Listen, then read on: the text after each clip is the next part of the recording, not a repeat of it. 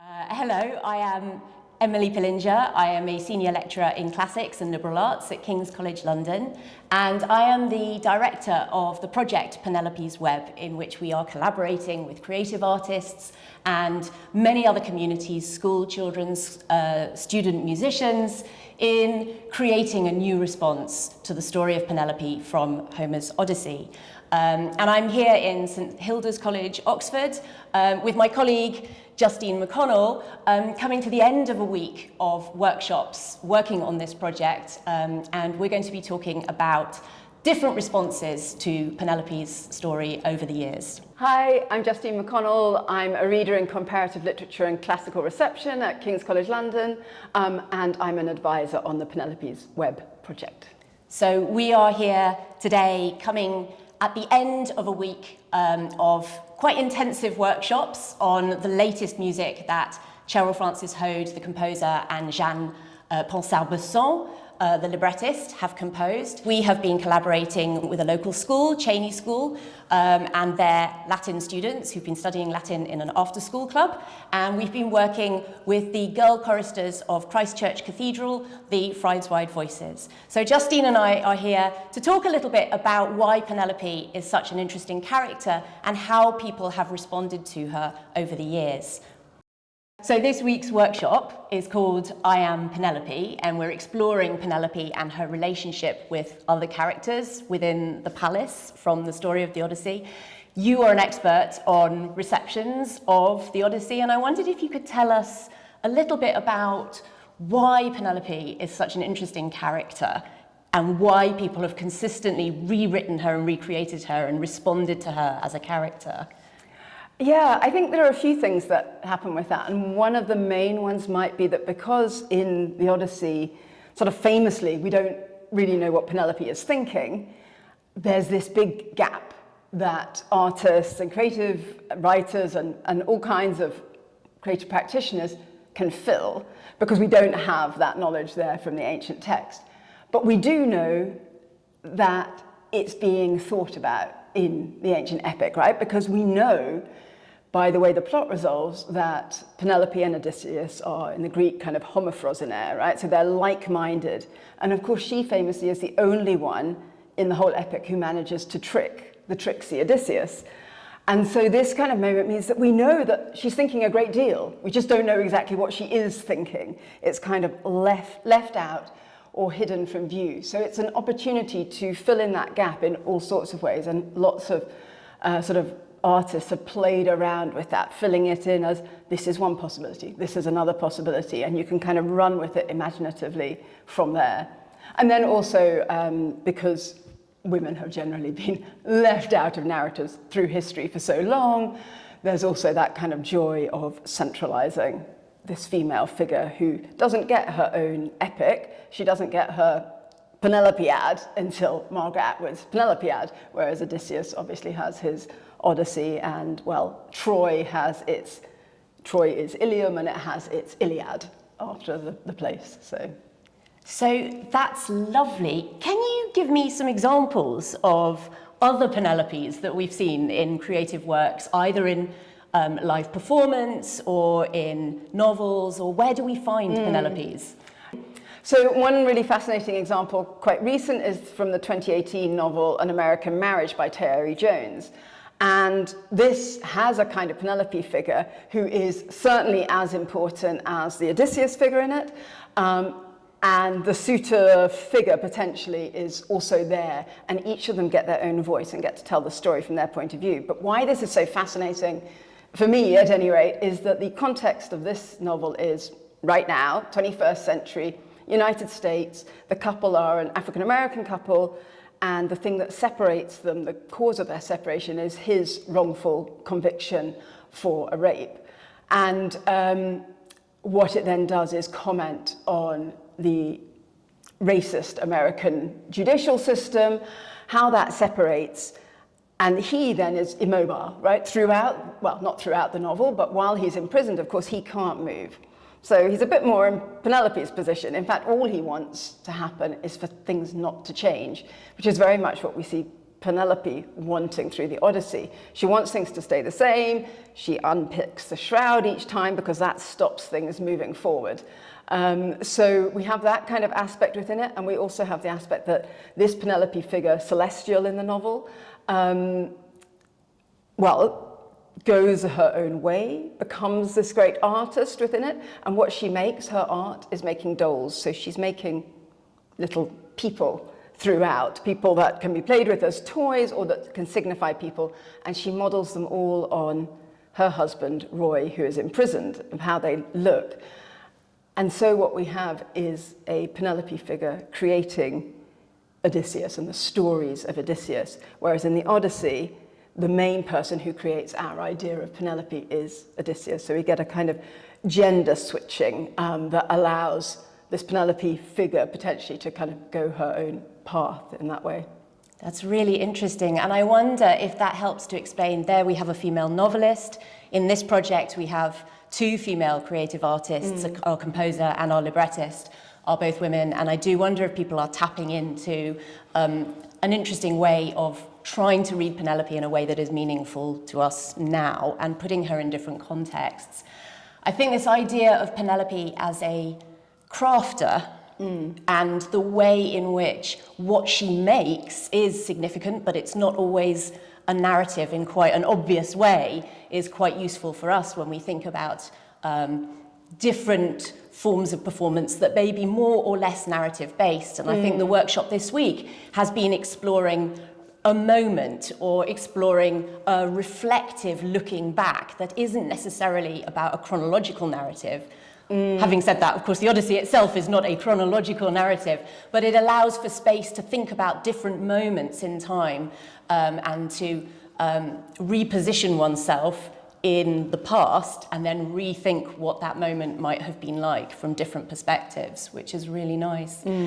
But these different ways in which female creativity is embedded in other forms of production other than narrative writing, things like crafting, sewing. Can you tell us a little bit about why that's so important in the Odyssey as well?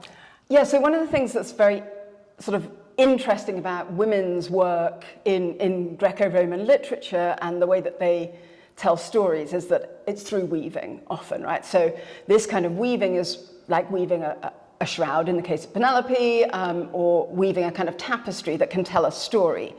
And what Penelope does, of course, is unpick the shroud every night. And she does this for the narrative reason that she wants to delay the suitors. She's promised that she will choose one of the suitors and she will marry one of them when she's finished this shroud for her current father-in-law, Laertes.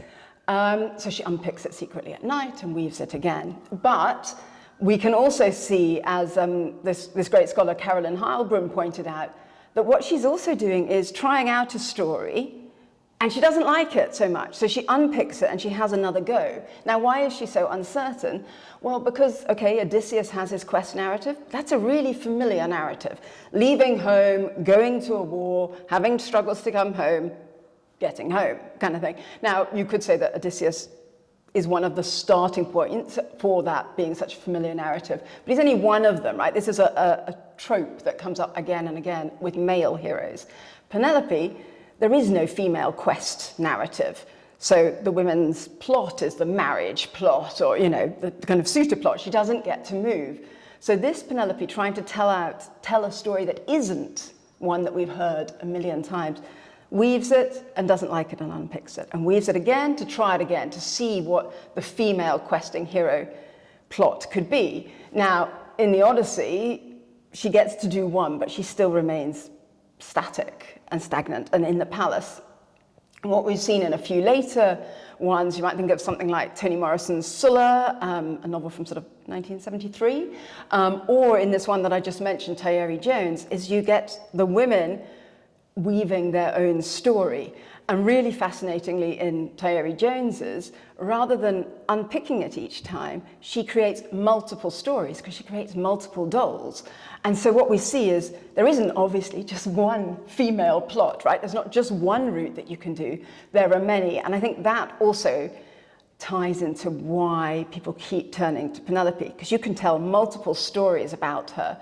And there does seem to be something in a kind of proliferation of Penelopes. So if you think of a novel by the South African novelist Jabalo Ndebele called The Cry of Winnie Mandela, this is Winnie Mandela as the Penelope whose husband is also imprisoned, right? Obviously Nelson Mandela imprisoned, but she has to act. And it's sort of historically accurate because she continues her activist work, but she also meets a whole lot of, well, she doesn't meet, but we hear a whole lot of other stories of other South African women separated from their husbands for many different reasons. Sometimes the husband has chosen, sometimes not.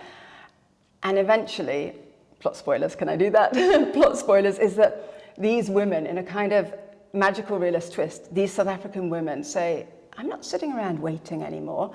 I'm off. Why should I wait for this husband who, for whatever reason, whether beyond his control or not, has gone? And so these women, chatting to Winnie Mandela in their imagination, go off in a minibus, and then of course there's a hitchhiker, and they pick up the hitchhiker, and it's Penelope saying, I've been traveling for 2,000 years, I didn't wait around, you know. He came back, and then I was like, hold on a minute, my turn to go, kind of thing.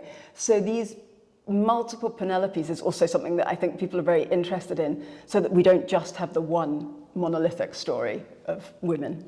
That's fascinating. And it's so lovely for something like an operatic version where the particular singer is going to bring a different character every time the work is produced. And in this particular workshop, it's been really lovely seeing the music changing a little bit over time, but also we have a third Penelope this time coming in to sing the role and making it her own as well, and moving differently through the same story in this case, but explored from a slightly different angle. So I think we are seeing how singers' bodies and voices themselves help to create the character. I know you've done some work on musical responses to this story as well, and I don't know if you feel like there are any insights from that process that are worth sharing with us for as we think through the music that we're working on for this Penelope's Web. I think one of the things that I found quite interesting, so the main area of music that I've looked at in terms of this is hip hop, and both in the kind of freestyle hip hop, so very much improvised and riffed and not repeated, and then how that comes to be recorded. And I think there are aspects that some people have worked on, particularly someone called Eric Pihel, back in the 90s, who's worked on the way that freestyle hip hop and what we think was happening with epic composition have similarities to each other. In the way they're constructed, the way they're built, the way you learn to perform in that style. So there's that sense that it's different every time. And we have this written text, right? But because we know this was orally performed, the written text, getting fixated on it, is problematic. And I think, again, that's also why the performance reception has been so popular, particularly since people understood from quite widespread from the early 20th century that these epics were performed. So the text is not key, right? It's just one version of the story. So again, you can write more versions. And in terms of music and hip hop, how that can also play is the hip hop's idea of sampling, right? So you take something from an older work and you put it together in a new form and you create something new. So you can have an allusion to Homer, for example, or to ancient epic in some way, but you do something new with it to create this modern work. And even, some of these are not at all explicit, and some of them may not even be in the mind of the artist. So I read Kendrick Lamar's Mortal Man as playing around with the underworld scenes of the Odyssey and of the Aeneid.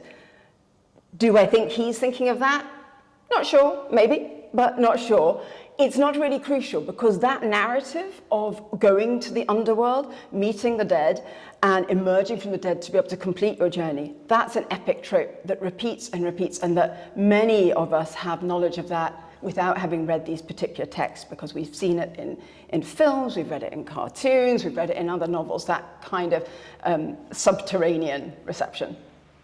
So one of the reasons that I got so interested in working with creative artists on these reimaginings of ancient stories is that I often felt that as academics, we encounter texts after they've been finished, and they're closed off. They may be ancient texts, they may be modern texts, but they are still in a form that it feels like we can only critique, but we can't necessarily influence. And I have enjoyed so much this project where I feel like those conversations that one would have with a text that may not respond to us are being had with artists as they continue to develop a project. And for me, that's incredibly rewarding.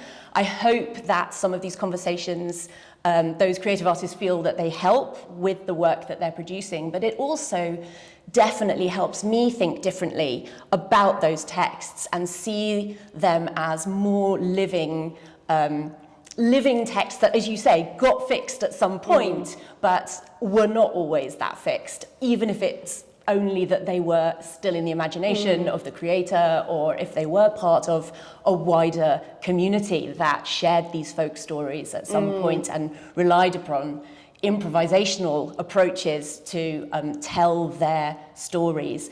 And I wondered how you had been involved perhaps in similar creative projects or very different creative projects, and how you felt that your research relates to those works. Yeah, no, I've had a couple of opportunities that, again, like you say, it's really exciting as the academic to think in a different way, which I think is, for the academics, part of what happens with this kind of collaboration, because we see this as live. We sometimes have to think of the practicalities. Sometimes that's been quite interesting to me when I've slightly naively asked, for example, a director why characters double up. So this happens actually in Walcott's Odyssey for different reasons, but I once asked Jatinder Verma why some of his characters double up in his Ramayan Odyssey. And he had a very, very good answer about how these characters reflect on each other. And he also said costs. I can't afford that many actors, kind of thing that I totally wouldn't have thought about, because I'm not having to make work in that way. But then the other things that I found very useful is kind of talking to people, so talking to creative practitioners and hearing about this process. So when Kay Tempest has talked about how they created Brand New Ancients and then Hold Your Own, that process of realizing which things are important and which things weren't. So yes, we might see an echo of a certain moment of the Odyssey, but they didn't go back to the Odyssey at that moment to look at it. Part of it is kind of running and riffing on it, and part of it is looking at them. And also, you know, sometimes you can have this moment. So as an academic advisor for the Almeida's Odyssey, my main role really was to tell people how to pronounce names and things like that. But the actors hadn't had much time to prepare because it was done over one day. Some of them were only given their sort of pieces. It was a traveling odyssey around London. They were given their pieces just a day or two before. So I would give them a bit of context of where this sat. And I mean, my favorite moment was when Indira Varma, the actor who was playing a bit quite later on the Odyssey, said to me, "But I don't get it. What is Penelope thinking at this moment?" And I'm like, well, you might ask. The scholars have been wondering about this for ages. Now, she, of course, had to make a decision in the way she was about to perform that. So thinking that through and her saying, could it be this? Should it be that?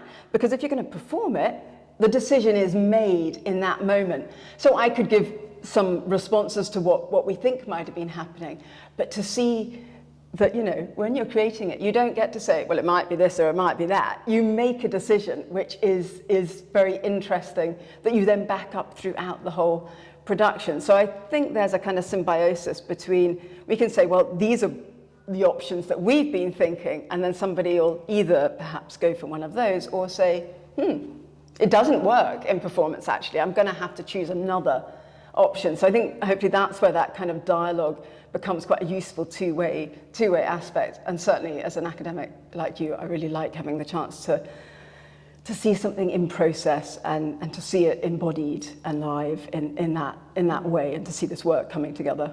Yeah, I agree. And I think particularly when you're working with creative artists for whom you have a lot of respect and you're really excited and energized for what they're going to create, because you trust in their talents and their skills as well, while still also feeling like you have some points of contact. It's really nice when they can take things and make things that I couldn't possibly dream of making, but that I know that I'm going to enjoy also as an audience member. And that's something else I've loved about this project, is that we have so many communities involved in making this music together.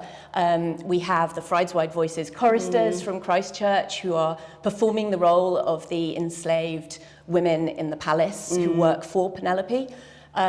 We have got students from Cheney School who are studying Latin in an after-school club, who haven't necessarily read the Odyssey, but are obviously very interested in ancient literature, Roman and Greek. And what I love is what you say about artists having to make decisions. It makes me think of translators who also say they have to make decisions. But as we introduce this project to different communities, they also open up more options and they read it slightly differently. Again, often because of practical constraints, we don't have hours and hours to talk through every single version of the Odyssey. So they fill in those gaps. And you were talking about gaps. And they come up with ways of reading the epic that perhaps sometimes when we're so soaked in that material, we don't allow ourselves the chance to imagine. But they can still be at a point of just imagining, well, I'm not quite sure what happens with that character, so maybe I'm going to imagine this is what happens. And they become very creative through that process. And I think remembering that education and creativity are interlinked. They're not two completely separate things, and we have to be really careful that creativity is not done without reference to all of the wonderful prompts and provocations that we have from the ancient world, but at the same time that our knowledge doesn't constrain our creativity, and that we particularly encourage children and students to trust in the new versions of the stories that they want to tell, to keep making new Odysseys for the 21st century. That feels like a really valuable part of our role, is just to facilitate that exchange and to keep those kind of openings and closings in balance. And then there's another stage which makes the cycle go on, because when I watch something, even if I've been involved in that process, what I see prompts something else that I then go back to the other things I'm thinking. So it goes on and on in the cycle, because the new versions that they've created, the new ideas that have been sparked by what I've just watched, make me think, oh, but I didn't see that before. How does that change how I understand this, or what I think about, or what's important in this text now, or to this group of people, or for this particular audience? So we kind of go round and round in a good circle. Exactly. It's like a conversation, isn't it? And I think, explaining that to students so that they trust in their voices as well, because actually it really is an exchange with students, with creative artists, and everybody's, if we're all listening carefully, we can all learn quite a lot from this kind of process, where we're not just focusing on learning narratives or learning facts, but we're really exploring alternatives. And I think it's a really empowering process for everybody involved.